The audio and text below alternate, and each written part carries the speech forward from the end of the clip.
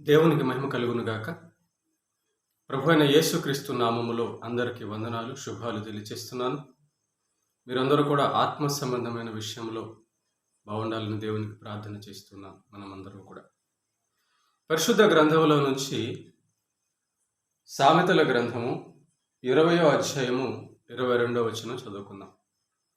పరిశుద్ధ గ్రంథంలో నుంచి సామెతలు 20వ అధ్యాయము 22వ వచనం. కీడుకు ప్రతి కీడు చేసేదను అనుకొనవద్దు, యెహోవా కొరకు కనిపెట్టుకొను, ఆయన నిన్ను రక్షించును. చదవబడిన ఒక లేఖన భాగాన్ని మనం ఆలోచిస్తే ప్రేమ దేవుని బిడ్డలారా, దేవుని యొక్క గ్రంథములో దేవుని యొక్క మాట మనకు సెలవిస్తుంది ఏంటంటే, దేవుని యందు భయభక్తులు కలిగిన వారు ఒకవేళ తమ ఎడల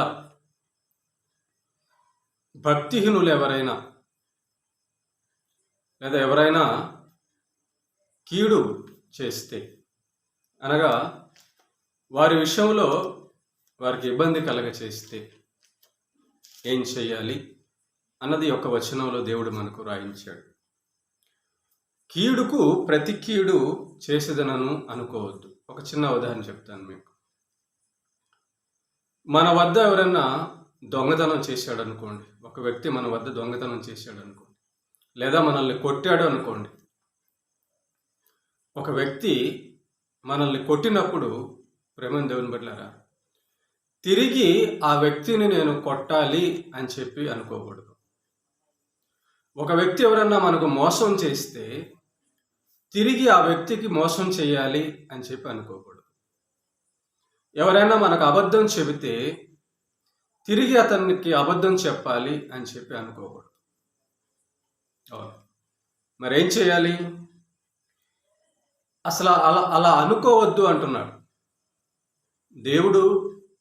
తన బిడ్డల విషయంలో ఎలా ఉండాలి అంటున్నాడు అంటే, తనను మోసం చేసిన వారి విషయంలో తిరిగి మోసం చేసేవారుగా ఉండకూడదు అనుకుంటున్నాడు. వాళ్ళు మోసం చేశారు, మనం కూడా మోసం చేస్తే వాళ్ళకి మనకు తేడా ఉండదు. వాళ్ళు మనల్ని కొట్టారు, మనం కూడా వాళ్ళని కొడితే వాళ్ళకి మనకు తేడా ఉండదు. వాళ్ళు మనల్ని బూతులు తిట్టారు, మనం కూడా బూతులు మాట్లాడితే వాళ్ళకి మనకు తేడా ఉండదు. కనుక దేవుని బిడ్డలమైన మనకు ఎవరైతే అపకారం తలపెడతారో వారికి తిరిగి మనం అపకారం తలపెట్టే వారిగా ఉండకూడదు అంటున్నాడు దేవుడు.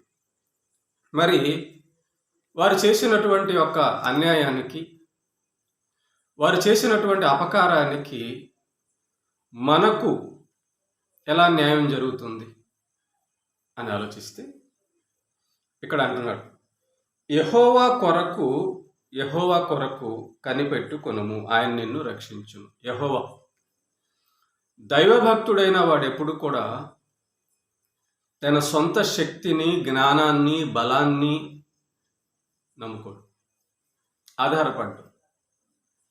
ఎందుకంటే మానవ జ్ఞానం అల్పమైనది, మానవ శక్తి అల్పమైనది, మానవ జీవితం అల్పమైనది. దేవుడు బలవంతుడు, దేవుడు జ్ఞానవంతుడు, దేవుడు సర్వాధికారి, దేవుడు సమస్తము చేయగలడు. కనుక మన విషయంలో ఎవరైనా అపకారం తలపెడితే ఆ అపకారం తలపెట్టిన వారి విషయంలో మనం ఏం చేయాలి అంటే దేవుడికి అప్పగించాలి, ప్రార్థన చేయాలి, అతని గురించి ప్రార్థన చేయాలి. నీ శత్రువును ప్రేమించుడి అన్నాడు ప్రభు. అతని గురించి ప్రార్థన చేయాలి, అతని గురించి దేవుడికి మొరపెట్టాలి, అతని విషయము దేవుడికి అప్పగించాలి. అంతే తప్ప అతన్ని మనం అపకారం తలపెట్టడం చేయకూడదు. యెహోవా కొరకు కనిపెట్టు. ఏం కనిపెట్టాలి అంటే, మనం దేవుడికి విజ్ఞాపన చేస్తున్నప్పుడు, దేవుడికి ప్రార్థన చేస్తున్నప్పుడు దేవుడే ఆ వ్యక్తి విషయంలో సరైన నిర్ణయం తీసుకుంటాడు, పరిష్కారం చేస్తాడు. కనుక అతనికి దేవుని సంబంధమైన, న్యాయ సంబంధమైన విషయం మనం జరిగించాలి తప్ప తిరిగి అతనికి అపకారం తలపెట్టేవాడిగా ఉండకూడదు.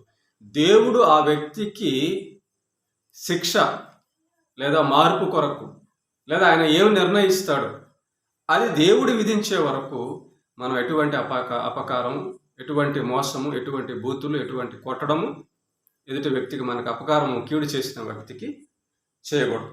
కాబట్టి ఆయన నిర్ణయం ఏంటో, ఆయన తీర్పు ఏంటో ఆ మనిషి విషయంలో మనం కనిపెట్టాలి. దేవుడు ఇచ్చే వరకు కనిపెట్టాలి, దేవుడు చేసే వరకు కనిపెట్టాలి. ఏమో ఒకవేళ ఆ వ్యక్తి మారిపోతాడేమో, మారిపోయిన తర్వాత అతను వచ్చి మనతో సమాధానపడి దేవుని నమ్ముకొని ఒక దేవుని బిడ్డగా సంఘ సహవాసిగా ఉంటాడు కదా, అది మేలు కదా. మారలేదా దేవుడు అతనికి అట్లాగా శిక్ష విధిస్తాడు. కాబట్టి దేవుడి చేతుల్లో ఉంది ఆ పని అంతా కూడా. మనం చేయాల్సిందల్లా అపకారం కాదు.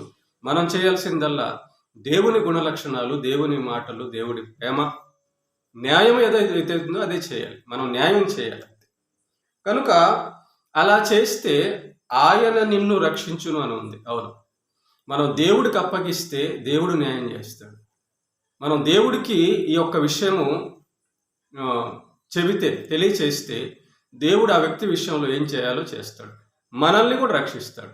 ఆయన నిన్ను రక్షించును అని ఉంది. అవును, మరి మనకి కీడు చేసేటప్పుడు మనకు ఇబ్బందులు కలిగిస్తూ ఉంటేనే, అట్లాగే కలిగిస్తూ ఉంటే మరి మనం పరలోకం వెళ్ళేటట్టుగా, మన భక్తి జీవితం నిలబడేటట్లుగా దేవుడు మనల్ని రక్షిస్తాడు కదా. ఆయన చిత్త ప్రకారం మనల్ని రక్షిస్తాడు కదా. కనుక ప్రేమ దేవుని బిడ్డలారా, ఈ విషయాలన్నీ కూడా మనం నేర్చుకోవాల్సింది ఏంటంటే, కీడు తలపెట్టిన వారి విషయంలో మనం కీడు చేయకూడదు. ఒకటి. రెండోది, యెహోవా కొరకు కనిపెట్టాలి. దేవుడు ఆ వ్యక్తికి ఏం చేయబోతున్నాడో దాని కొరకు కనిపెట్టాలి. ఆ వ్యక్తి గురించి ప్రార్థన చేయాలి.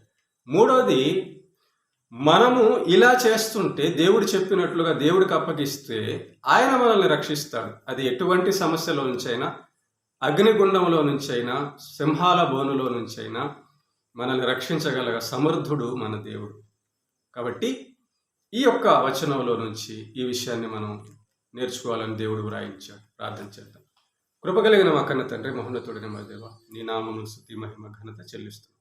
అవును తండ్రి, నువ్వెంతో గొప్ప దేవుడవు, ప్రేమామయుడు, కనికర సంపన్నుడవు తండ్రి. నేనదిగో ప్రభు, మాకు కీడు చేసిన వారి విషయంలో తిరిగి కీడు చేయొద్దని చెప్తున్నావు. అవును ప్రభు, నీవు మాత్రమే న్యాయవంతుడు, నీవు మాత్రమే శిక్ష విధించేవాడు, నీవు ఒక్కడే ప్రభు నాయన పరిష్కరించగలిగిన వాడు. కనుక నీవు ఉన్నావు, పగ తీర్చుట నా పని అన్నావు. కాబట్టి నేను నీకు విడిచిపెడితే న్యాయమేదో ప్రభు చేసి నీ మాట వింటూ నీ వాక్య ప్రకారం నడుస్తూ నీకే విడిచిపెడితే నేను సమస్యకు పరిష్కారం చేసేవాడవు నువ్వే, మనుషులను మార్చేవాడవు నువ్వే, మమ్మల్ని రక్షించేవాడవు నువ్వే. కాబట్టి నీవు ఇచ్చినటువంటి వాక్యాన్ని బట్టి స్తుతిస్తున్నావు. ఈ వాక్యం వింటున్న మమ్మల్ని అందరినీ జ్ఞాపకం చేసుకోండి. నీ చిత్తానుసారంగా, నీ దయానుసారంగా, నీ ఆజ్ఞానుసారంగా నీకు విడిచిపెట్టి నీ కొరకు కనిపెట్టి నేను నీ యొక్క మాటకు విధేయత చూపించి ప్రభు కొనసాగే భాగ్యాన్ని దయచేయమని, అన్ని విషయాలు దీవించమని క్రీస్తు యేసు పేట ప్రార్థిస్తున్నాం తండ్రి. ఆమేన్.